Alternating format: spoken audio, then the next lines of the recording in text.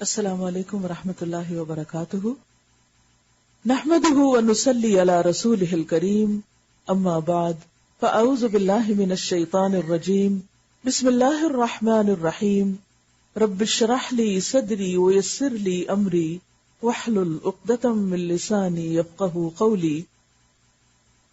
کل کا پارہ جو ہم نے پڑھا اس میں ہم نے موسیٰ علیہ السلام کے کوہ طور پر جا کر تورات لینے کے بارے میں پڑھا تھا کہ کس طرح وہ سب کو چھوڑ کر، سب سے الگ ہو کر، پوری یکسوئی کے ساتھ اللہ کا کلام لینے کے لیے گئے، اور کس طرح اپنی ذمہ داریاں پیچھے ہارون علیہ السلام کو دے کر گئے، یعنی ڈیلیگیٹ کر کے گئے۔ اگر ہم کچھ کرنا چاہتے ہیں تو، یا جو کچھ اب کر رہے ہیں اس سے اگلے لیول پہ کچھ کرنا چاہتے ہیں، تو سب کچھ چھوڑ چھاڑ کر، لوگوں کو ان کے رحم و کرم پر چھوڑ کر صرف خود غرضی کے ساتھ خود آگے نہیں بڑھیے، کیونکہ عام طور پر یہ ہوتا ہے کہ جب ہمیں کچھ کرنا ہوتا ہے تو ہمیں دوسروں کی پرواہ نہیں ہوتی کہ پھر جو ہمارے متعلقین ہیں، چاہے وہ گھر والے ہیں، چاہے ہم کہیں جاب کرتے ہیں تو وہ لوگ ہیں، ان کا کیا ہوگا۔ ہم صرف سوچتے ہیں ہمارا کیا ہوگا، اور ساری ہماری توجہ یا فوکس اس پہ ہوتا ہے کہ ہمارا فائدہ کس میں ہے۔ لیکن اگر انسان دونوں طرف کا سوچے تو یہی اعتدال ہے، یہی ایک بیلنسڈ لائف ہے، یا بیلنسڈ اپروچ کہہ سکتے ہیں آپ اس کو۔ اور جیسے کل بھی میں نے عرض کیا تھا کہ جب آپ اپنا کام کسی اور کو دیتے ہیں تو اس سے آپ کے مقام اور درجے میں کوئی کمی نہیں آتی، کیونکہ بعض لوگ انسیکیور فیل کرتے ہیں کہ اگر میری جگہ کوئی اور آ گیا اور اس نے مجھ سے اچھی پرفارمنس دکھا دی تو پھر میری تو کوئی قدر ہی نہیں رہے گی، مجھے تو کوئی پوچھے گا ہی نہیں۔ حالانکہ ایسی بات نہیں ہوتی۔ جب آپ اخلاص کے ساتھ کسی اور کا بھلا کرتے ہیں تو اللہ تعالیٰ آپ کا بھلا اس سے زیادہ کرتا ہے اور آپ کو پہلے سے زیادہ نوازتا ہے۔ اسی طرح کل ہی کے لیکچر میں آیت نمبر 116 پر کسی نے لکھا ہے کہ جب بھی میں یہ آیت پڑھتی ہوں تو خیال آتا ہے کہ اللہ تعالیٰ ہمیں اپنے حریف سے نمٹنے کا طریقہ سکھا رہا ہے۔ یعنی انسان کا کسی نہ کسی سے اختلاف ہو جاتا ہے تو پھر اس کے ساتھ کیسے معاملہ کیا جائے، یعنی جھگڑے کے موقع پر۔ جیسے فرعون کے ساتھ موسیٰ علیہ السلام نے جب بات کی تو وہ جھگڑے پر اتر آیا، اور پھر اس کے بعد اس نے صرف خود نہیں، صرف اس کے درباری نہیں، پوری قوم کے جادوگروں کو اکٹھا کر لیا۔ اب ایک فوج تھی، 70,000 کی تعداد بتائی جاتی، فوج کی فوج تھی، ہر شہر سے لوگ آ گئے تھے، اور ادھر موسیٰ علیہ السلام اور ہارون علیہ السلام تھے، لیکن ان کے ساتھ اللہ کی مدد تھی۔ تو جب مقابلے کے میدان پہ آئے تو موسیٰ علیہ السلام سے پوچھا گیا کہ آپ پہلے اپنا مظاہرہ کریں گے، آپ اپنا معجزہ دکھائیں گے، یا پھر ہم پہل کریں؟ آپ نے فرمایا کہ تم ہی پہل کرو، یعنی تم دکھاؤ جو کچھ دکھانا ہے، اور خود کو پیچھے رکھا، بعد میں رکھا۔ بظاہر ایسا لگتا ہے کہ جیسے ایک شخص نے پس اندازی اختیار کر لی یا پیچھے ہٹ گیا، لیکن اس میں بہت بڑے فائدے ہیں۔ تو انہوں نے ان فائدوں کو لکھا ہے کہ عام زندگی میں گھریلو، خاندانی یا کسی دوسری نوعیت کے اختلافات کا سامنا ہر ایک کو کرنا پڑتا ہے۔ اس میں جب آپ کسی دوسرے کو بولنے کا موقع دیتے ہیں یا اس کو اپنا موقف پیش کرنے کا موقع دیتے ہیں تو اس کے کتنے فائدے ہوتے ہیں۔ یہ کہتے ہیں کہ اس کا اندازہ مجھے کئی مواقع پر ہوا۔ ایک یہ کہ آپ کو دوسرے کا موقف پتہ چل جاتا ہے کہ دوسرا کیا سوچ رہا ہے اور وہ کس بات پہ الجھا ہوا ہے، اس کی مشکل کیا ہے۔ دوسرے، اس کو کون کون سی باتیں زیادہ بودر کر رہی ہیں۔ پھر یہ کہ کن کن نکات پر وہ شدت اختیار کیے ہوئے، اور یہ کہ وہ کہاں کہاں کمزور پڑ رہا ہے یہ بھی پتہ چل جاتا ہے، ویکنس بھی اس کی پتہ چل جاتی۔ اس طرح ہمارے پاس اس کی باتوں کا جواب اکٹھا کرنے کا وقت مل جاتا ہے۔ جب آپ سنتے جاتے ہیں اور پوری کہانی سن لیتے ہیں تو آپ اپنے ذہن میں پورا ایک مکمل کمپریہنسو جواب بھی بنا لیتے ہیں، اور اکثر تو مشورہ کرنے کا بھی وقت مل جاتا ہے۔ غیر ضروری بحث اور نکات سے بھی ہم بچ سکتے ہیں، اس کو لاجواب کرنے کے نکات جمع کرنے میں آسانی ہوتی ہے، اور اس طرح جیت آسانی سے ہو جاتی ہے۔ اس کے برعکس اگر ہم پہل کریں تو اپنا موقف سمجھانے کا دوبارہ وقت میسر نہ ہوگا، کیونکہ ہم تو اپنی بات کر چکے۔ پہل جو کرتا ہے وہ ایک الزام آرائی کا انداز اختیار کیے ہوئے سامنے آتا ہے، جبکہ دوسرا دفاعی انداز اختیار کرتا ہے، اور یوں اس کا تاثر مثبت ہوتا ہے جبکہ پہلے کا منفی ہوتا ہے۔ بہرحال اس حکمت کو اپنانے میں مجھے ہمیشہ کامیابی رہی اور یہی محسوس ہوا کہ اللہ نے چھوٹے چھوٹے سانپوں کو ایک ہی بار میں ختم کر دیا. حق ظاہر ہو جاتا ہے، باطل کے قدم ٹھہر نہیں پاتے.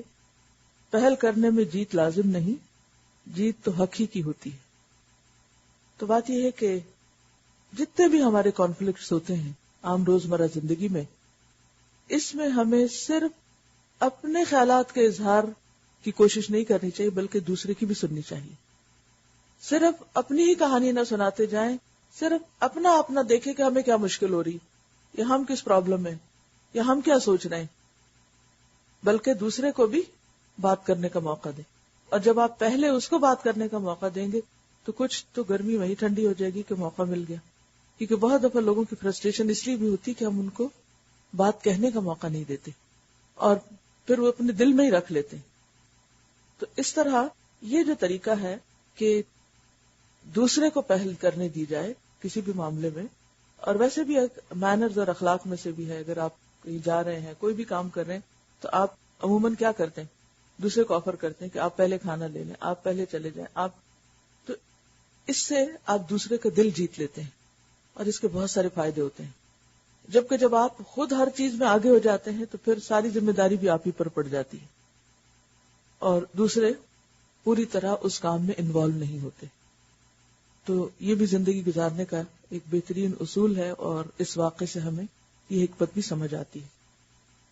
اسی طرح ایک اور بات بھی ہوئی تھی کل پلان کرنے کی کہ آئندہ سال تک کا کوئی ٹارگٹ رکھنا ہے تاکہ ہم اس سال سے اگلے سال تک کا سفر جو کریں اس میں ہمارا کل آج سے بہتر ہو. وہ حدیث بھی ہے نا کہ جس کا کل آج سے بہتر نہیں ہوا وہ برباد ہوا، وہ نقصان میں ہے. تو ہمیں ہر دن ختم ہونے سے پہلے اگلے دن کا پلان کر لینا چاہیے، ہر ویک کے ختم ہونے سے پہلے اگلے ویک کو، ہر مہینے کے ختم ہونے سے پہلے اگلے مہینے کو، اور ہر سال کے ختم ہونے سے پہلے اگلے سال کو پلان کر لینا چاہیے کہ مجھے اور آگے نیکی کے کاموں میں، دین دنیا کے کاموں میں کس طرح بڑھنا ہے.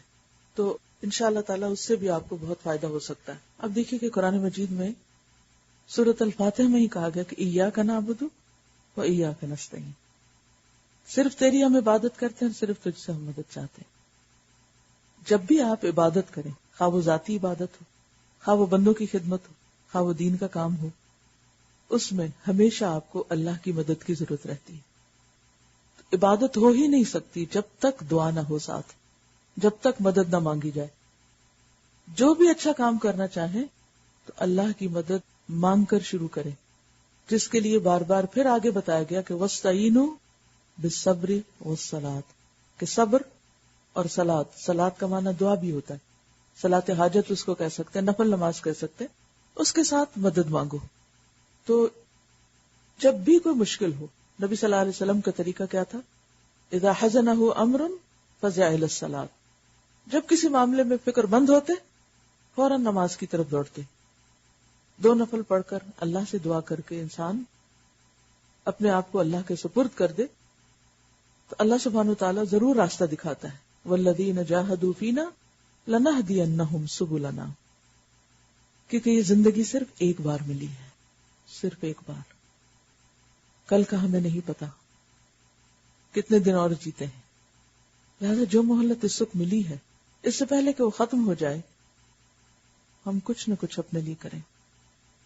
جیسے حضرت سلیمان علیہ السلام یہ دعا مانگتے تھے کہ وَأَنْ أَعْمَلَ صَالِحًا تَرْضَاهُ، کہ اللہ مجھے ایسا نیک کام کرنے کی توفیق دے کہ جس سے تو راضی ہو جائے، جو تجھے خوش کر دے. ہماری تو سوچ بہت محدود ہے، بعض اوقات ہم ایک چیز کو بہت بڑا سمجھتے ہیں حالانکہ اللہ کی نظر میں وہ بہت بڑی نہیں ہوتی، لیکن ہم اپنی لا علمی ناسمجھی کی وجہ سے اس چیز کے ساتھ چمٹے بیٹھے رہتے ہیں، کیونکہ بعض اوقات ہمارے لیے کنوینئنٹ ہوتا ہے وہ کام، یا ہمارا دل اس پہ ہوتا ہے تو وہ اچھا لگتا ہے ہمیں، لیکن اس سے آگے بھی کچھ اور ہوتا ہے.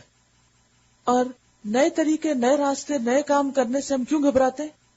اس میں محنت زیادہ لگے گی، مشکل ہوگی. لیکن ان مع العسر یسرا، مشکل کے ساتھ آسانی ہے.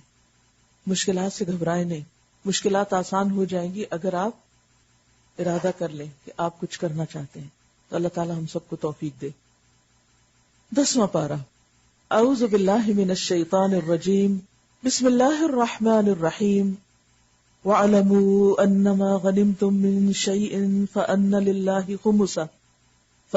لِلَّهِ خُمُسَهُ وَلِلرَّسُولِ وَلِذِي الْقُرْبَى وَالْيَتَامَى وَالْمَسَاكِينِ وَابْنِ السَّبِيلِ إِن كُنتُمْ آمَنتُم بِاللَّهِ وَمَا أَنزَلْنَا عَلَى عَبْدِنَا يَوْمَ الْفُرْقَانِ يَوْمَ الْتَقَى الْجَمْعَانِ وَاللَّهُ عَلَى كُلِّ شَيْءٍ قَدِيرٌ. اور تمہیں معلوم ہو کہ جو کچھ مال غنیمت تم نے حاصل کیا ہے، یعنی جنگ بدر میں جس کا ذکر سورت کے آغاز میں ہوا، جس پر صحابہ نے سوال کیا تھا، اب یہاں اس کا جواب دیا جا رہا ہے. اس کا 5واں حصہ اللہ اور اس کے رسول اور رشتہ داروں اور یتیموں اور مسکینوں اور مسافروں کے لیے ہے.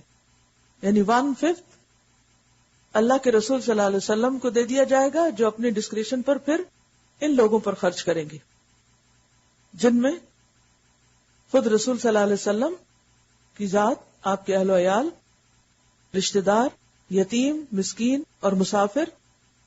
اور جہاں تک ذکر ہے اللہ کا ہے تو اللہ سبحانہ وتعالیٰ کو تو کسی مال کی ضرورت نہیں، لیکن مراد اس سے یہ ہے کہ جو فی سبیل اللہ کے کام ہوں گے. اگر تم اللہ پر ایمان لائے ہو اور اس چیز پر جو فیصلے کے روز یعنی جنگ بدر کو، یعنی دونوں فوجوں کی مٹ بھیڑ کے دن ہم نے اپنے بندے پر نازل کی تھی، تو یہ حصہ بخوشی ادا کرو. اللہ ہر چیز پر قادر ہے. یعنی یہ فتح کس نے تم کو عطا کی، یہ کامیابی کس نے دی، یہ تائید اور مدد اور نصرت کس کی تھی؟ اللہ کی تھی. جب اس کی خاص رحمت سے تمہیں یہ فتح حاصل ہوئی تو پھر اس میں ملنے والے مال غنیمت پر بھی سارا تمہارا اختیار نہیں، یہ تمہاری کوشش سے تم کو نہیں ملا، یہ اللہ کی مدد سے حاصل ہوا ہے. اس لیے اس کی تقسیم کا فیصلہ بھی اللہ ہی کرے گا. کیونکہ دور جاہلیت میں تو جب جنگ ہوتی، لڑائی ہوتی، تو جس کے ہاتھ جو لگ جاتا وہ اس کو اپنی ملکیت بنا لیتا. لیکن اسلام نے ایک ڈسپلن کے ساتھ، پوری حکمت اور وزڈم کے ساتھ حصے مقرر کیے، اور باقی جو حصے تھے ان کو پھر جو بھی لوگ جنگ میں جنہوں نے شرکت کی ان میں تقسیم کیا گیا. اذ انتم بالعدوۃ الدنیا وهم بالعدوۃ القصوى والركب اسفل منکم. یاد کرو وہ وقت جب تم وادی کے اس جانب تھے اور وہ دوسری جانب پڑاؤ ڈالے ہوئے تھے، یعنی تمہارے دشمن، اور قافلہ تم سے نیچے ساحل کی طرف تھا، وہ تو بچ کے نکل گیا. اگر کہیں پہلے سے تمہارے اور ان کے درمیان مقابلے کی قرارداد ہو چکی ہوتی تو تم ضرور اس موقع پر پہلو تہی کر جاتے. لیکن جو کچھ پیش آیا وہ اس لیے تھا کہ جس بات کا فیصلہ اللہ کر چکا تھا اسے ظہور میں لے آئے، تاکہ جسے ہلاک ہونا ہے وہ دلیل روشن کے ساتھ ہلاک ہو، اور جسے زندہ رہنا ہے وہ دلیل روشن کے ساتھ زندہ رہے. یقیناً اللہ سننے اور جاننے والا ہے. یعنی اللہ سبحانہ و تعالیٰ نے مسلمانوں کو قافلے کا پیچھا کرنے کی بجائے، جس کے پاس بہت سا مال تھا، کس بات کی طرف وہ لے گیا اور کیا اسباب پیدا کر دیے کہ حق اور باطل کے درمیان فرق واضح ہو جائے اور مسلمانوں کو ایک واضح پتہ نصیب ہو. اور اصل مقصد بھی یہی ہے. دین میں جنگ کا مقصد مال یا دنیا کمانا نہیں ہوتا، جبکہ باقی اقوام میں مقاصد جنگ عموماً ناموری، طاقت کا مظاہرہ اور مال اور اسباب جمع کرنا ہے. یہاں سے اسلام اور غیر اسلام کی جنگوں کا فرق واضح ہو جاتا ہے. اور جنگ بدر کا بھی اصل مقصد کیا تھا؟ تاکہ مسلمانوں اور کفار کے درمیان کس بات کا فیصلہ ہو جائے کہ آگے زندہ کس کو رہنا ہے، باقی کس کو رہنا ہے اور کس کو مٹنا ہے. اور اللہ سبحانہ وتعالیٰ نے یہ فیصلہ کر دیا. 70 ان کے لوگ قید ہو گئے، 70 مارے گئے، بری طرح ان کو شکست ہوئی اور مسلمانوں کی دھاک بیٹھ گئی. اور اس دن یہ فیصلہ ہو گیا کہ آئندہ اب کامیابی کس کے لیے ہے، یا کون رول کرے گا، یا کون زندہ رہے گا، کس کا پیغام باقی رہے گا. اور یاد کرو وہ وقت جب کہ اے نبی صلی اللہ علیہ وسلم خدا ان کو تمہارے خواب میں تھوڑا دکھا رہا تھا. اگر کہیں وہ تمہیں ان کی تعداد زیادہ دکھا دیتا تو ضرور تم لوگ ہمت ہار جاتے. اور لڑائی کے معاملے میں جھگڑا شروع کر دیتے، لیکن اللہ ہی نے اس سے تمہیں بچایا، یقیناً وہ سینوں کا حال تک جانتا ہے۔ جنگ کے موقع پر اللہ سبحانہ و تعالیٰ نے خاص طور پر جو اپنی تائید کی اور مدد فرمائی وہ یہ تھی کہ مختلف مواقع پر دشمنوں کی فوج کو کم یا زیادہ دکھایا، جس سے مسلمانوں کے دل جمے رہے اور وہ آسانی کے ساتھ اپنا کام کر سکے۔ اور یاد کرو جبکہ مقابلے کے وقت اللہ نے تم لوگوں کی نگاہ میں دشمنوں کو تھوڑا دکھایا اور ان کی نگاہوں میں تمہیں کم کر کے پیش کیا، تاکہ جو بات ہونی تھی اسے اللہ ظہور میں لے آئے، اور آخر سارے معاملات اللہ ہی کی طرف رجوع کرتے ہیں۔ یا ایھا الذین آمنوا اذا لقیتم فئۃ فاثبتوا، اے ایمان لانے والو جب کسی گروہ سے تمہارا مقابلہ ہو تو ثابت قدم رہو، جمے رہو، میدان جنگ سے بھاگو نہیں، اور اللہ کو کثرت سے یاد کرتے رہو، ذکر جاری رکھو، لعلکم تفلحون، شاید کہ تم فلاح پا جاؤ۔ کیونکہ آپ دیکھیے کہ جنگ میں حصہ لینا ایسے ہی جیسے خود موت کو دعوت دینا، تو جب موت بھی سامنے کھڑی ہو تب بھی تم جمے رہو، میدان نہیں چھوڑو، اور اس مشکل کا مقابلہ کس سے کرو؟ اللہ کو کثرت سے یاد کرو، کثرت سے ذکر کرو۔ تو اس سے پتہ یہ چلتا ہے کہ ہر مشکل میں انسان کو اللہ کو یاد کرنا چاہیے۔ توقع ہے کہ تمہیں کامیابی نصیب ہوگی، اور اللہ اور اس کے رسول کی اطاعت کرو، اور آپس میں جھگڑو نہیں، ورنہ تمہارے اندر کمزوری پیدا ہو جائے گی۔ کرنے کا کام کیا ہے؟ ثابت قدمی، اللہ کے ذکر کی کثرت، اور کیا نہیں کرنا؟ آپس میں جھگڑنا نہیں، اختلافات نہیں کرنے، اور کیا کرنا ہے؟ اور صبر سے کام لو، یقیناً اللہ صبر کرنے والوں کے ساتھ ہے۔ اور ان لوگوں کے رنگ ڈھنگ اختیار نہ کرو جو اپنے گھروں سے اتراتے اور لوگوں کو اپنی شان دکھاتے ہوئے نکلے، یعنی مشرکین مکہ کی طرف اشارہ ہے۔ جب ان کا لشکر مکہ سے نکلا تو ان کے ساتھ گانے بجانے والی لونڈیاں اور شراب کی کثرت، اور پھر ایسے ایسے طریقے تھے جو دور جاہلیت میں ہوا کرتے تھے کہ جس سے وہ اپنی طاقت اور شان و شوکت کا مظاہرہ کر رہے تھے۔ مسلمانوں کو اس کے برعکس حکم دیا کہ جب تم ایسے موقع پر نکلو تو ہمبلنس کے ساتھ، عاجزی کے ساتھ، اللہ کو یاد کرتے ہوئے، اپنی کوتاہیوں کو یاد کرتے ہوئے، صبر کے ساتھ، استقامت کے ساتھ، اور تمہیں اس معاملے میں مشرکین مکہ کی پیروی نہیں کرنی، ان لوگوں کی پیروی نہیں کرنی کہ جن کے پاس ہدایت نہیں۔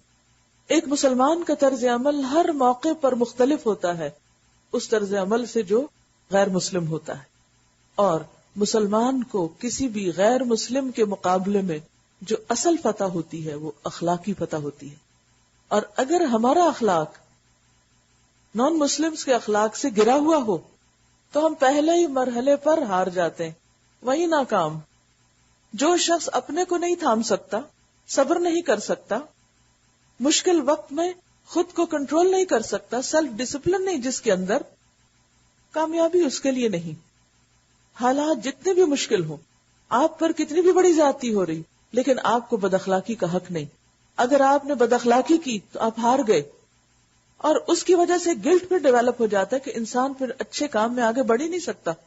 خصوصاً وہ لوگ جو دین کا کام کر رہے ہیں، وہ لوگ جو اللہ کے راستے میں نکلے ہوں، انہیں ہر موقع پر، خواہ وہ گھریلو معاملہ ہو، خواہ وہ کسی ادارے میں ہو، خواہ وہ مارکیٹ میں ہو، خواہ وہ کسی مسلم یا نان مسلم کے ساتھ اس کا ٹکراؤ ہو، اسے کسی بھی قیمت پر اپنے اخلاق کا دامن نہیں چھوڑنا، اسے صبر سے کام لینا ہے، اور اسے مشکل حالات میں بہتر رویے کا مظاہرہ کرنا ہے۔ اگر آپ بھی وہی کر رہے ہیں جو دوسرے کر رہے ہیں، برابری کا معاملہ کر رہے ہیں یا ان سے بھی بدتر کر رہے ہیں، تو پھر تو آپ صرف نام کے مسلمان ہوئے۔ لہذا کہیں بھی ہوں اپنی آئیڈینٹی کو برقرار رکھیں۔ یہ آئیڈینٹی صرف داڑھی رکھنے سے اور صرف حجاب پہننے سے نہیں ہوتی، یہ آئیڈینٹی اچھے اخلاق کے ذریعے ہوگی کہ ہم مسلمان ہیں، اور اسی کردار کو آپ پورے قرآن میں دیکھ سکتے ہیں۔ اور نبی صلی اللہ علیہ وسلم کا بھی کردار کیا تھا؟ کان خلقہ القرآن، چلتا پھرتا قرآن، کہ جو اصول ضابطے بتائے گئے یہاں، جو مختلف واقعات کے اندر سبق سکھایا گیا، وہ سب کچھ عملی طور پر نبی صلی اللہ علیہ وسلم کی زندگی میں پایا جاتا تھا، اور یہ بے انتہا ضروری ہے۔ تو آپ دیکھیے کہ صرف 3 آیتیں ہیں، ان 3 آیات کے اندر پورا جنگی اخلاق اور کردار بتا دیا گیا ہے کہ مومن جب نکلتا ہے جنگ کے لیے بھی تو وہ کیا کرتا ہے اور کیا نہیں کرتا. اسی طرح جو شخص بھی اللہ کے راستے میں نکلے اللہ کے دین کی خدمت کے لیے، اس کے اندر یہ تمام صفات ہونی چاہیے، تبھی کامیابی ہوگی. اور اگر یہ نہیں ہوا، یعنی سب سے پہلی بات تو یہ ہے کہ کنوکشن، فثبتو، پھر ذکر کثیر، پھر اللہ رسول کی اطاعت، پھر تنازع نہیں، باہم جھگڑے نہیں، پھر صبر، پھر بطر اور ریا نہیں. بطر ہوتا ہے اترانا کہ ہم بڑے اچھے ہیں، ہم بڑے نیک ہیں، ہم دوسروں سے بہتر ہیں، ہرگز نہیں. اور دکھاوا نہیں. کسی بھی اللہ کے کام کے لیے نکلے تو نیت صرف اللہ کے لیے خالص کر لے، چاہے وہ کسی مسجد میں جھاڑو لگانا ہی کیوں نہ ہو، کیونکہ اس کی بھی بہت ویلیو ہے اللہ کے ہاں اگر وہ اللہ کی خاطر کیا جاتا ہے. چھوٹے سے چھوٹے کام کو اور بڑے سے بڑے کام کو عاجزی کے ساتھ سر انجام دے.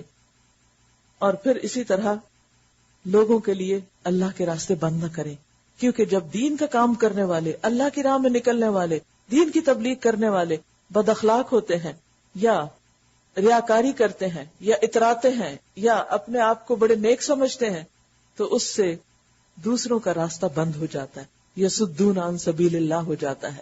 پھر دوسرے اس راستے پر آنا نہیں چاہتے کہ انہوں نے اللہ کا نام لے کر کیا پایا، کیا کیا، تو ہمیں کس چیز کی طرف بلا رہے ہیں. یعنی جب آپ خود بد اخلاق ہیں، خود بدتمیز ہیں، تو آپ کسی کو کیا سکھانے کے لیے بلا رہے ہیں، کس دین کی تعلیم اور تبلیغ کر رہے ہیں. تو ہمارے پاس کوئی جواز نہیں کہ چونکہ فلاں نے ایسا کیا تھا اس لیے مجھے یہ کرنا پڑا. کوئی آؤٹ برسٹ نہیں. صبر، پیشنس، تحمل، بردباری ہر موقع پر. اور جیسے پہلے بھی بات ہے کہ کس طرح کانفلکٹ ریزالو کرنا ہے، کہ دوسرے کی بات سنیں، اس کو موقع دیں، وہ کہے جو کہنا چاہتا ہے، جو اس کے دل میں ہے وہ باہر آئے تاکہ اس کی غلط فہمی دور ہو، اس کی مشکل آسان ہو، اور پھر آپ اس کو ایک بہتر چیز دکھائیں.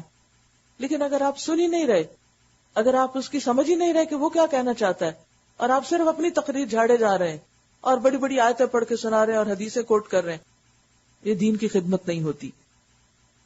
پھر فرمایا ذرا خیال کرو اس وقت کا جبکہ شیطان نے ان لوگوں کے کرتوت ان کی نگاہوں میں خوشنما بنا کر دکھائے تھے اور ان سے کہا تھا کہ آج کوئی تم پر غالب نہیں آ سکتا، اور یہ کہ میں تمہارے ساتھ ہوں. مگر جب دونوں گروہوں کا آمنا سامنا ہوا تو وہ الٹے پاؤں پھر گیا اور کہنے لگا کہ میرا تمہارا ساتھ نہیں.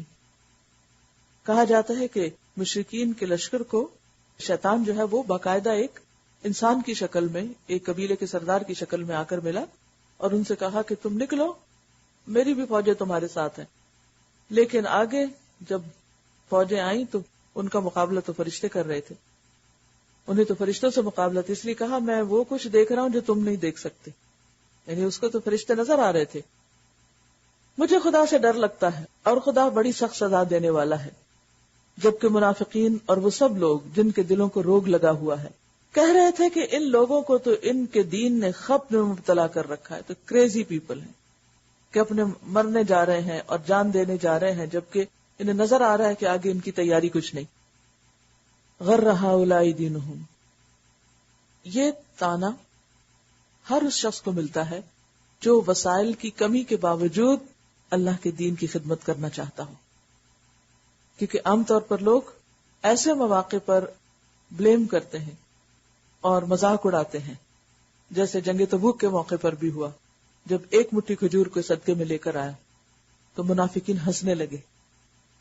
اصل میں منافقین کا چونکہ ایمان نہیں ہوتا تو ان کا توکل نہیں ہوتا. وہ سمجھتے کہ سب کامیابی صرف اسباب سے ہوتی، ریسورسز بہت ہونے چاہیے، جبکہ اہل ایمان ریسورسز سے زیادہ اللہ پر بھروسہ رکھتے ہیں. اس کا یہ مطلب نہیں کہ ریسورسز استعمال نہیں کرتے یا اس کی تلاش نہیں کرتے، لیکن پوری کوشش کے باوجود بھی اگر ریسورسز کم ہوں تو پیچھے تو نہیں ہٹا جا سکتا. جو کرنا ہے وہ تو کرنا ہے. تو پھر اللہ تعالیٰ ہم سے یہ تو نہیں پوچھے گا کہ تم نے اتنا زیادہ کیوں نہیں کیا، کم کیوں کیا، کیونکہ اس کو پتا ہے کہ ہماری ہمت، استطاعت اور ریسورسز کم تھے. لیکن ہم میں سے ہر شخص کو جتنا اس کے اندر پوٹینشیل ہے، جتنے اس کو ماحول ملا ہے یا اس کو ریسورسز ملے، اس کے مطابق وہ کام کر کے بالکل مطمئن ہو جائے. اور کام کر کے کبھی بھی کوئی بھی دین کی خدمت کا چھوٹا بڑا موقع ملے کبھی ٹینشن کا شکار نہ ہو، اوور ویلم نہ ہو، اطمینان سے رہے. کیونکہ آپ لوگوں کو نہیں دکھا رہے، آپ نے دنیا میں کوئی ایوارڈ نہیں لینا. آپ جو کچھ کر رہے ہیں اپنے رب کے لیے کر رہے ہیں، اور وہ صرف ظاہر نہیں، وہ تو باطن کو بھی جانتا ہے. اس لیے جتنا ہو سکے اپنی کوشش لگا کے اس کے بعد پرسکون رہے. اگر کوئی تعریف کرتا ہے تو بھی، اور اگر کوئی تنقید کرتا ہے تو بھی. عام طور پر ہوتا کیا ہے، مثلا آپ جب کوئی کام کرتے ہیں، بس اب بچوں کی شادی کا موقع ہے، اگر آپ کسی مسجد میں کرتے ہیں تو لوگ باتیں بناتے ہیں، اگر آپ کوئی ہال رینٹ کرتے ہیں، کسی ہوٹل میں جاتے ہیں تو لوگ باتیں بناتے ہیں. آپ کچھ بھی کر لیں، سب لوگ آپ سے راضی نہیں ہو سکتے. اگر آپ زیادہ لوگوں کو بلا لیتے ہیں تو لوگ باتیں بناتے ہیں کہ دیکھو کتنی اس نے فضول خرچی کی. اور اگر آپ سلیکٹڈ لوگوں کو بلاتے ہیں تب لوگ باتیں بناتے ہیں کہ فلاں فلاں کو تو بلایا ہی نہیں، اور کچھ اور لوگ ناراض ہو جاتے ہیں. تو لوگوں کی باتیں تو کبھی ختم ہوں گی نہیں. اس لیے اللہ سبحانہ و تعالیٰ نے ہمیں اس سے اوپر اٹھا دیا. تو سچے اہل ایمان جو ہوتے ہیں وہ لوگوں کے رویے کے تابع نہیں ہوتے، وہ ان ساری باتوں سے اوپر اٹھ کے عمل کرتے ہیں اور وہ بہترین اخلاق کا مظاہرہ کرتے ہوئے اپنے کام کرتے چلے جاتے ہیں. حالانکہ اگر کوئی اللہ پر بھروسہ کر لے تو یقیناً اللہ بڑا زبردست اور دانا ہے. کاش تم اس حالت کو دیکھ سکتے جبکہ فرشتے مقتول کافروں کی روحیں قبض کر رہے تھے. وہ ان کے چہروں اور ان کے کولوں پر ضربیں لگا رہے تھے، مار رہے تھے ان کے جسموں پر، اور کہتے جاتے تھے لو اب جلنے کی سزا بھگتو. اب دیکھیے کہ جب وہ جان لے رہے تھے تو ان کی پٹائی بھی کر رہے تھے ساتھ، مگر کسی کو ظاہر نظر نہیں آ رہی، کیونکہ فرشتے جو کچھ کرتے ہیں وہ نہیں پتہ چلتا. اسی طرح عام حالات میں بھی منافقین کی جب جان لی جاتی ہے یا جو لوگ بد عمل ہوتے ہیں تو فرشتے ان کے ساتھ بڑی سختی کا معاملہ کرتے ہیں، یعنی تکلیف کے ساتھ ان کی جان لیتے ہیں. اور پھر یہ کہ ہم عام طور پہ قبر کا عذاب یا برزخ کی سزا کو بھی نہیں مانتے. تو یہاں آپ دیکھیے کہ لکھا ہے کہ لو اب جلنے کی سزا بھگتو، یعنی مرنے کے ساتھ ہی ان کی سزا بھی شروع ہو گئی. یہ وہ جزا ہے جس کا سامان تمہارے اپنے ہاتھوں نے پیشگی مہیا کر رکھا تھا، ورنہ اللہ تو اپنے بندوں پر ظلم کرنے والا نہیں. یہ معاملہ ان کے ساتھ اسی طرح پیش آیا جس طرح آل فرعون اور ان سے پہلے کے دوسرے لوگوں کے ساتھ پیش آتا رہا. آل فرعون کو بھی کیا ہوا، سورۃ المؤمن میں آپ پڑھیں گے کہ کس طرح وہ پانی میں ڈوب کے مرے تھے، لیکن صبح شام آگ پر پیش کیے جاتے ہیں. اور ابھی تو قیامت نہیں آئی، اور جب قیامت آئے گی تو اس دن کہا جائے گا چکھو اپنے کیے کی سزا. تو بات یہ ہے کہ جب ہم ایک دفعہ قرآن کے شروع میں کہہ دیتے ہیں وَيُؤْمِنُونَ بِالْغَيْبِ کہ ہم غیب پر ایمان لائے، تو اس کے بعد پھر جو کچھ بھی ہمیں قرآن و سنت میں بتایا جاتا ہے جو ہماری آنکھیں نہیں دیکھ سکتی، اس کو ماننا لازم ہو جاتا ہے. کیونکہ اللہ سبحانہ و تعالی ہر چیز ہمیں دکھا کے نہیں کرتے، اس طریقے پر نہیں کرتے کہ ہمیں نظر آ رہا ہے تو وہی بس ہم مانے. بہت سی ایسی چیزیں جو ہمیں نظر نہیں آتی اور ایک خاص وقت کے بعد نظر آئیں گی، اگلے مرحلے پر نظر آئیں گی، مرنے کے بعد نظر آئیں گی. ابھی کا کام کیا ہے کہ اللہ کی باتوں پر یقین کر کے اس کی تیاری کر لیں. قوم نوح کس طرح ختم ہوئی تھی، پانی میں ڈوبے تھے. وہ بھی قرآن مجید میں آتا ہے اغرقوا فادخلوا نارا، وہ غرق کیے گئے اور آگ میں داخل کر دیے گئے. بس ہماری آنکھیں دیکھ رہی ہیں کہ وہ پانی میں جا رہے ہیں، اور اللہ سبحانہ وتعالیٰ بتا رہے ہیں ادخلوا نارا کہ وہ آگ میں جا رہے ہیں. جس کو ہم پانی کہہ رہے ہیں وہ اللہ کے ہاں ان کے لیے آگ بن گیا. ویسے بھی آپ دیکھیے پانی کس چیز کا مجموعہ ہے، آکسیجن اور ہائیڈروجن کا، ایک جلنے والی ہے دوسری جلانے والی. یہ معاملہ ان کے ساتھ اسی طرح پیش آیا جس طرح آل فرعون اور ان سے پہلے کے دوسرے لوگوں کے ساتھ پیش آتا رہا ہے کہ انہوں نے اللہ کی آیات کو ماننے سے انکار کیا اور اللہ نے ان کے گناہوں پر انہیں پکڑ لیا. اللہ قوت رکھتا ہے اور سخت سزا دینے والا ہے. یہ اللہ کی اس سنت کے مطابق ہوا کہ وہ کسی نعمت کو جو اس نے کسی قوم کو عطا کی ہو اس وقت تک نہیں بدلتا جب تک کہ وہ قوم خود اپنے طرز عمل کو نہیں بدل دیتی. آج اگر مسلمان پستی کا شکار ہے تو اس کے لیے انہیں خود ہی اسٹرگل کرنی ہوگی. اللہ کی مدد اس وقت آئے گی جب پہلا قدم ہم اٹھائیں گے. جب ہم ارادہ کر لیں گے کچھ کرنے کا تو اللہ کی مدد بھی آ جائے گی. اللہ سب کچھ سننے اور جاننے والا ہے. آل فرعون اور ان سے پہلے کی قوموں کے ساتھ جو کچھ پیش آیا وہ اسی ضابطے کے مطابق تھا. انہوں نے اپنے رب کی آیات کو جھٹلایا، تب ہم نے ان کے گناہوں کی پاداش میں انہیں ہلاک کیا اور آل فرعون کو غرق کر دیا. یہ سب ظالم لوگ تھے. ان شر الدواب عند اللہ الذین کفروا فہم لا یؤمنون، یقیناً اللہ کے نزدیک زمین پر چلنے والی مخلوق میں سب سے بدتر وہ لوگ ہیں جنہوں نے حق کو ماننے سے انکار کر دیا. کیوں؟ اس لیے کہ کائنات کا ذرہ ذرہ حق کو مانتا ہے، اپنے رب کو پہچانتا ہے، اس کی تسبیح کرتا ہے، اس کے آگے جھکتا ہے. لیکن انسان جس کو چوائس دی گئی تھی وہ اس معاملے میں پیچھے رہ گیا اور صرف انا کا شکار ہو کر خواہشات کے پیچھے چل کر وہ نہ کر سکا جو اس کو کرنا چاہیے تھا. اور کرنا کیا چاہیے تھا کہ جو حق اللہ نے پیغمبر کے ذریعے بھیجا اس کو وہ مان لیتا. پھر کسی طرح وہ اسے قبول کرنے پر تیار نہیں، یعنی کوئی دلیل ان پر اثر نہیں کرتی، کوئی نشانی ان کو سمجھ نہیں آتی.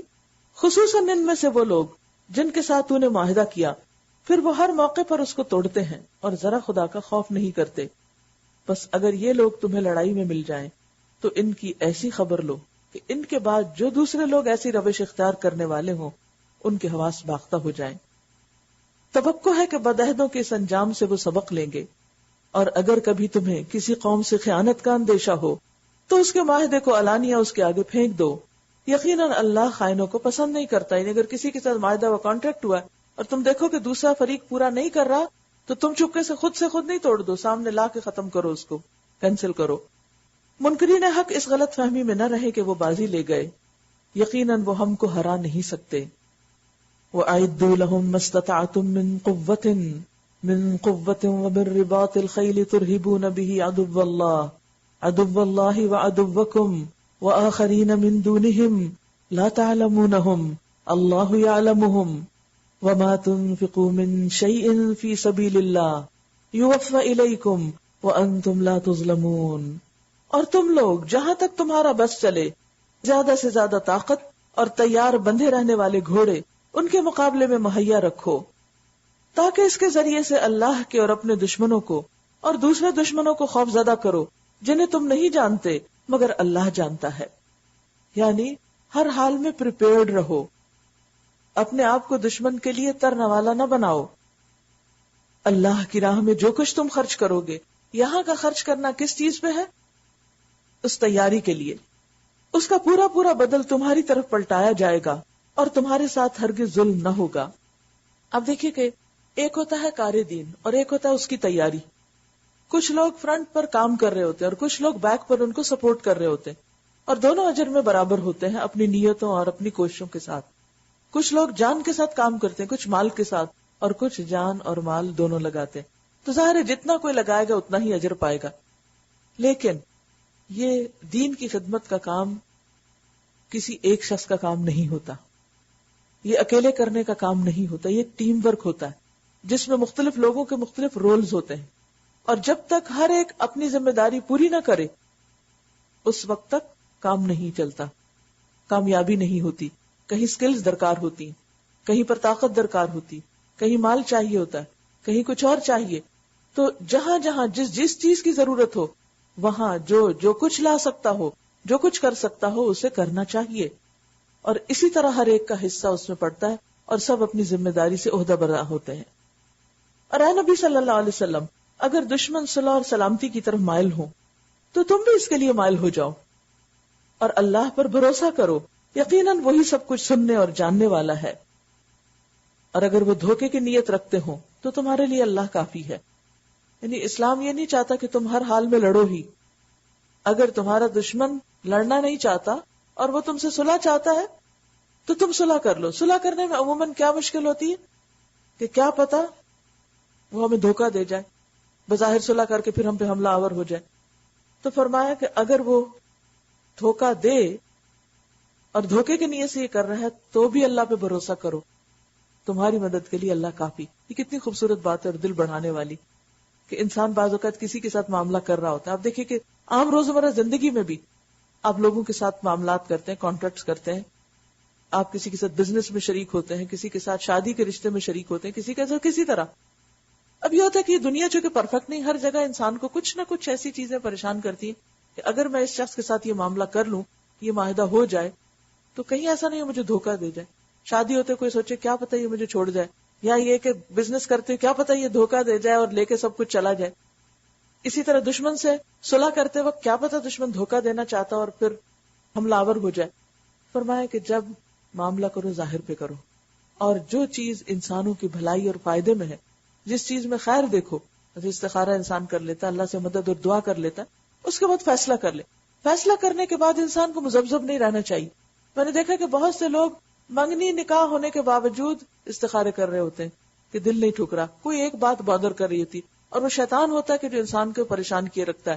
دنیا میں کوئی شادی ایسی نہیں ہوتی کہ جس میں کوئی مشکل نہ آئے, کوئی تعلق رشتہ ایسا نہیں ہوتا کہ جس میں اونچ نیچ نہ ہو.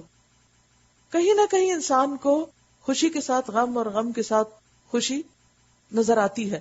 تو ایسے میں انسان ان چیزوں میں بہت نہ الجھے, اللہ پر بھروسہ کرتے وقت دوسرے کے ساتھ کانٹریکٹ کر لے, اور اس کے بعد اگر وہ گڑبڑ کرتا ہے تو مدد اللہ کی تمہارے ساتھ ہوگی, کیونکہ تم نے اس کی اور عوام الناس کی بھلائی کو دیکھتے ہوئے ایک کام کیا.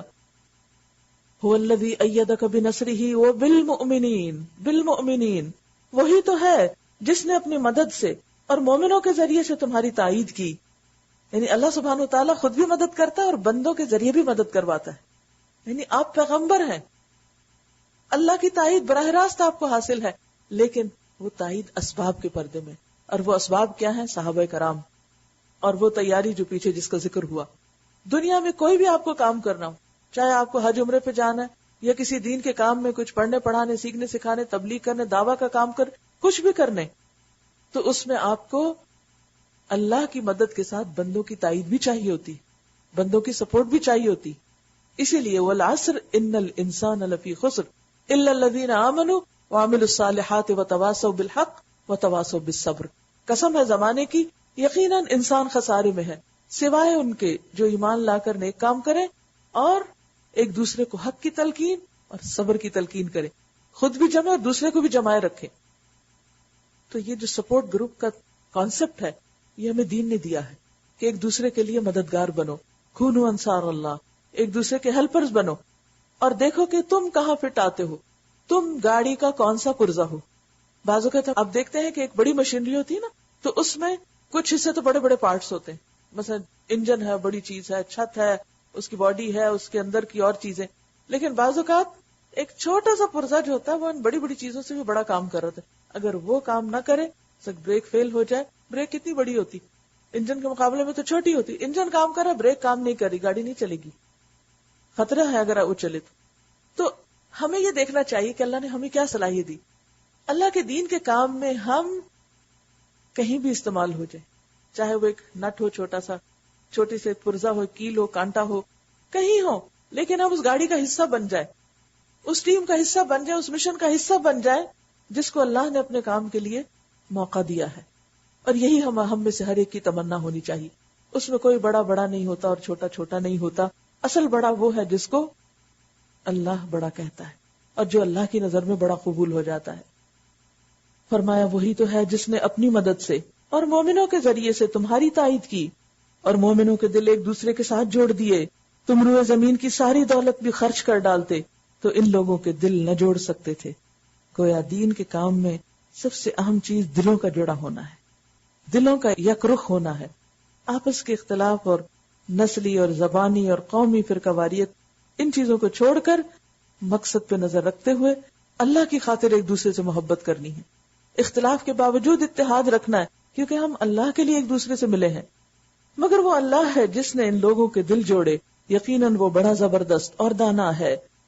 یا ایھا النبی حسبک اللہ ومن اتبعک من المؤمنین, اے نبی صلی اللہ علیہ وسلم تمہارے لیے اور تمہارے پیروکار اہل ایمان کے لیے تو بس اللہ کافی ہے. حسبک اللہ, اے نبی صلی اللہ علیہ وسلم مومنوں کو جنگ پر ابھارو. اگر تم میں سے 20 آدمی صابر ہوں تو وہ 200 پر غالب آئیں گے, کیونکہ مسلمانوں کی تعداد اس وقت بہت کم تھی اور دن بدن دشمن جو تھے وہ ایک کے بعد ایک جنگ کے لیے آ رہے تھے. اب تعداد کی کمی, اسباب کی کمی کی وجہ سے ان کے حوصلے, یعنی اہل ایمان کے حوصلے کم ہونے لگتے کہ کیا بنے گا. تو اللہ سبحانہ وتعالی نے فرمایا کہ آپ ان کو موٹیویٹ کرو. یہاں ایک لیڈر کا رول پتہ چلتا ہے. وہ کیا ہے کہ جب وہ دیکھے کہ اس کے ساتھیوں میں, اس کے مددگاروں کا مورال ڈاؤن ہو رہا ہے, تو اس کو چاہیے کہ ان کو موٹیویٹ کرے اور اللہ کی مدد کا یقین دلائے. تو یہاں پر یہی چیز سکھائی جا رہی کہ آپ ان کو ابھارے. حرض المؤمنین علی القتال. اور پھر آپ کیسے یہ کام کرتے تھے؟ لوگوں کو آخرت کا شوق دلا کر. بدر کے موقع پر آپ نے کیا کیا؟ فرمایا ایسی جنت میں جانے کے لیے اٹھ کھڑے ہو جس کی چوڑائی آسمان اور زمین کے برابر ہے. ایک صحابی عمر بن حمام نے کہا اس کی چوڑائی آسمان اور زمین کے برابر ہے. یعنی اس کے لیے یہ کانسیپٹ بہت حیرت انگیز تھا. ہم تو یہ بات سن سن کے اچھا آسمان و برابر، آسمان ٹھیک ہے آسمان، لیکن اس نے واقعی اس بات کو سچ سمجھا اور کہا آسمان و زمین کے برابر. آپ نے فرمایا ہاں. اس پر اس نے بخ بخ کہا، یعنی خوشی کا اظہار کیا اور کہا کہ مجھے امید ہے کہ میں بھی جنت میں جانے والوں میں سے ہوں گا. تو آپ نے فرمایا ہاں. چنانچہ اس نے اپنی تلوار نیام سے نکالی اور پھر کھجوریں کھانے لگا، پھر کھجوریں بھی پھینک دی اور کہا کہ میں جنت میں جانے کے لیے اس چیز کا انتظار نہیں کر سکتا. یعنی اتنا زبردست وہ موٹیویٹ، یعنی ایک مثال ہے کہ جب لوگوں کو حقیقی معنوں میں آخرت کا شوق آتا ہے تو دنیا کی کھجوریں اور دنیا کی چیزیں پھر ان کی نظر میں بڑی ویلیو نہیں رکھتی. لیکن جب دنیا بہت ویلیوبل ہو جاتی ہے تو پھر ہمیں کوئی جنت کا شوق نہیں رہتا اور ہم دنیا کے فائدے کے بغیر دین کا کام بھی نہیں کرتے، اور اس طرح دین کا کام پڑا رہ جاتا ہے اور ہم اپنی دنیا میں مگن ہو جاتے ہیں. اگر 100 آدمی ایسے ہوں تو منکرین حق میں سے 1000 آدمیوں پر بھاری رہیں گے، کیونکہ وہ ایسے لوگ ہیں جو سمجھ نہیں رکھتے. لا یفقہون، فقہ کہتے ہیں سمجھ کو. وہ سمجھ نہیں رکھتے. اور اصل سمجھداری کیا ہے کہ انسان بڑے فائدے کو جانتا ہو، بڑے فائدے پہ نظر رکھے. عقل مند وہ ہوتا ہے جو چھوٹی چھوٹی چیزوں سے اوپر اٹھ جائے، اور وہ بے وقوف ہے، بچپنا ہے اس میں، چائلڈش رویہ ہوتا ہے کہ انسان چھوٹی چھوٹی باتوں پہ الجھ کر رہ جائے اور بڑا کام اور بڑا مقصد بھول جائے. تو جو لوگ بھی دین کے لیے نکلتے ہیں ان کو اپنے اس انداز کو تبدیل کر لینا چاہیے. چھوٹی چھوٹی چیزوں کی پرواہ نہیں کرنی چاہیے، ان کو ان سے اعراض برت کر مقصد پہ نظر رکھتے ہوئے جد و جہد اور کوشش اور ساتھیوں کو ساتھ ملا کے ان کو موٹیویٹ کر کے آگے بڑھنا چاہیے. اچھا، اب اللہ نے تمہارا بوجھ ہلکا کیا اور اسے معلوم ہوا کہ ابھی تم میں کمزوری ہے، بس اگر تم میں سے 100 آدمی صابر ہوں تو 200 پر، 1000 آدمی ہوں تو 2000 پر اللہ کے حکم سے غالب آئیں گے. یعنی جتنے طاقتور تم ہوگے، جتنی محنت تم کرو گے، اتنی ہی مدد اللہ کی آئے گی. جس درجے کا تم کام کرو گے اس درجے کی جزا تم کو ملے گی. تو پھر کس پر ڈیپینڈ کرتا ہے؟ ہم پر کہ ہم کوشش کتنی کرتے ہیں، ہم کتنی محنت کرتے ہیں. یعنی اللہ کی مدد کا ریشو بھی کس کے مطابق ہے؟ ہماری کوشش اور اخلاص کے مطابق. اور اللہ ان لوگوں کے ساتھ ہے جو صبر کرنے والے ہیں. کسی نبی کے لیے یہ زیبا نہیں کہ اس کے پاس قیدی ہوں جب تک کہ وہ زمین میں دشمنوں کو اچھی طرح کچل نہ دے، کیونکہ جنگ کا مقصد قیدی جمع کرنا نہیں. تم لوگ دنیا کے فائدے چاہتے ہو، حالانکہ اللہ کے پیش نظر آخرت ہے، اور اللہ غالب اور حکیم ہے. اگر اللہ کا نوشتہ پہلے نہ لکھا جا چکا ہوتا تو جو کچھ تم نے لوگوں سے لیا ہے، یعنی فدیہ قبول کیا ہے، اس کی پاداش میں تم کو بڑی سزا دی جاتی. بس جو کچھ تم نے مال حاصل کیا ہے اسے کھاؤ کہ وہ حلال اور پاک ہے، اور اللہ سے ڈرتے رہو. اصل میں جنگ بدر کے قیدیوں کے معاملے میں تھوڑا سا اختلاف ہوا تھا. بعض صحابہ کی رائے یہ تھی کہ ان کو ختم کر دیا جائے کیونکہ روز روز مسئلہ کریں گے، اور بعض کی رائے یہ تھی کہ ان سے فدیہ لے کر ان کو چھوڑ دیا جائے. نبی صلی اللہ علیہ وسلم نے دوسری رائے پر عمل کیا. تو اللہ سبحانہ وتعالیٰ فرماتے ہیں کہ اصل مقصد فدیہ لینا نہیں تھا، اصل مقصد تو زور توڑنا تھا. لیکن اب تم نے لے لیا تب یہ حلال اور پاک ہے. یعنی فدیہ لینا حرام نہیں ہے، فدیہ لے سکتے ہو، لیکن زیادہ بہتر کیا ہے؟ مقصد مال جمع کرنا نہ ہو، پھر تمہارا اصل مقصد ہو کہ تم ہر اس رکاوٹ کو دور کرو جو دین کے راستے میں دوسرے لوگوں کے لیے مشکل پیدا کر رہی ہے اور لوگوں کو اللہ کی طرف آنے سے روک رہی ہے. یقیناً اللہ درگزر کرنے والا اور رحم فرمانے والا ہے. اے نبی صلی اللہ علیہ وسلم، تم لوگوں کے قبضہ میں جو قیدی ہیں ان سے کہو اگر اللہ کو معلوم ہوا کہ تمہارے دلوں میں کچھ خیر ہے تو وہ تمہیں اس سے بڑھ چڑھ کر دے گا جو تم سے لیا گیا. یعنی کل ہدایت بھی ملے گی، اور اگر تم دین میں آ گئے اور پھر مسلمانوں کی طرف سے تم نے یہ جنگ کی تو اس سے بھی بہتر تمہیں مال ملے گا جو آج تم سے فدیے میں لیا جا رہا ہے، اور تمہاری خطائیں معاف کرے گا. یعنی اس موقع پر بھی دعویٰ کا کام کیا گیا کہ تم اب بھی مسلمان ہو جاؤ. اس سے پتہ یہ چلتا ہے کہ خیر خائی کی کوئی حد ہے ہی نہیں. دشمن کے ساتھ کیا خیر خائی ہے؟ صرف یہ نہیں کہ اس کو فدیہ لے کے چھوڑ دیا جائے کہ تمہاری جان بخشی کر دی. خیر خائی یہ ہے کہ اس کی آخرت بھی بچ جائے اور اس کو ایک ہوپ فل اور یعنی کہ امید پر مبنی اور بہتر میسج دیا جائے، ایک مثبت پیغام دیا جائے کہ دیکھو یہ تو ہے تمہارا اب کا حال، تمہارا حال کیسے بدل سکتا ہے. آئندہ کے لیے مشورہ دیا جائے کہ اگر تم یہ اور یہ کرو گے تو تمہیں دنیا میں بھی بہت کچھ مل جائے گا اور آخرت میں بھی ملے گا، اور تمہاری خطائیں معاف کرے گا. اللہ درگزر کرنے والا اور رحم فرمانے والا ہے. لیکن اگر وہ تیرے ساتھ خیانت کا ارادہ رکھتے ہیں تو اس سے پہلے وہ اللہ کے ساتھ خیانت کر چکے ہیں، چنانچہ اسی کی سزا اللہ نے انہیں دی کہ وہ تیرے قابو میں آ گئے۔ اللہ سب کچھ جانتا ہے اور حکیم ہے، لہذا ان سے ڈرنے کی ضرورت نہیں۔ جن لوگوں نے ایمان قبول کیا اور ہجرت کی اور اللہ کی راہ میں اپنی جانیں لڑائیں اور اپنے مال کھپائے، اور جن لوگوں نے ہجرت کرنے والوں کو جگہ دی اور ان کی مدد کی، وہی دراصل ایک دوسرے کے ولی ہیں۔ تو اس سے پتہ یہ چلتا ہے کہ دین کی خدمت دو طرح ہوتی ہے، ایک مہاجر بن کے اور ایک انصار بن کے۔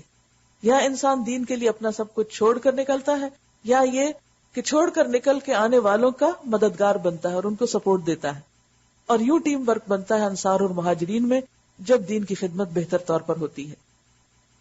وہی دراصل ایک دوسرے کے ولی ہیں۔ رہے وہ لوگ جو ایمان تو لے آئے مگر ہجرت کر کے دارالاسلام میں نہیں آئے، تو ان سے تمہارا ولایت کا کوئی تعلق نہیں جب تک کہ وہ ہجرت کر کے نہ آ جائیں۔ ہاں، اگر وہ دین کے معاملے میں تم سے مدد مانگے تو ان کی مدد کرنا تم پر فرض ہے، لیکن کسی ایسی قوم کے خلاف نہیں جس سے تمہارا معاہدہ ہو۔ جو کچھ تم کرتے ہو اللہ اسے دیکھتا ہے۔ جو لوگ منکر حق ہیں وہ ایک دوسرے کی حمایت کرتے ہیں، ان کے اپنے الائنسز ہیں۔ اگر تم یہ نہ کرو گے تو زمین میں فتنہ اور بڑا فساد برپا ہوگا۔ والذین آمنوا وہاجروا وجاہدوا فی سبیل اللہ والذین آووا ونصروا اولئک ھم المؤمنون حقا لہم مغفرۃ ورزق کریم۔ جو لوگ ایمان لائے اور جنہوں نے اللہ کی راہ میں گھر بار چھوڑے اور جد و جہد کی اور جنہوں نے پناہ دی اور مدد کی، وہی سچے مومن ہیں۔ ان کے لیے خطاؤں سے درگزر ہے اور بہترین رزق ہے۔ اور جو لوگ بعد میں ایمان لائے اور ہجرت کر کے آ گئے اور تمہارے ساتھ مل کر جد و جہد کرنے لگے، وہ بھی تم ہی میں شامل ہیں، مگر اللہ کی کتاب میں خون کے رشتہ دار ایک دوسرے کے زیادہ حقدار ہیں۔ یقیناً اللہ ہر چیز کو جانتا ہے، یعنی وراثت وغیرہ کی تقسیم میں تو خون کے رشتہ دار ہی حقدار ہوں گے، لیکن دین کے معاملے میں جو تعلقات تمہارے قائم ہوں گے اس میں ایک دوسرے پر جو کچھ تم خرچ کرو یا ایک دوسرے کے تم کام آؤ، اللہ اس کو اپریشیٹ کرتا ہے۔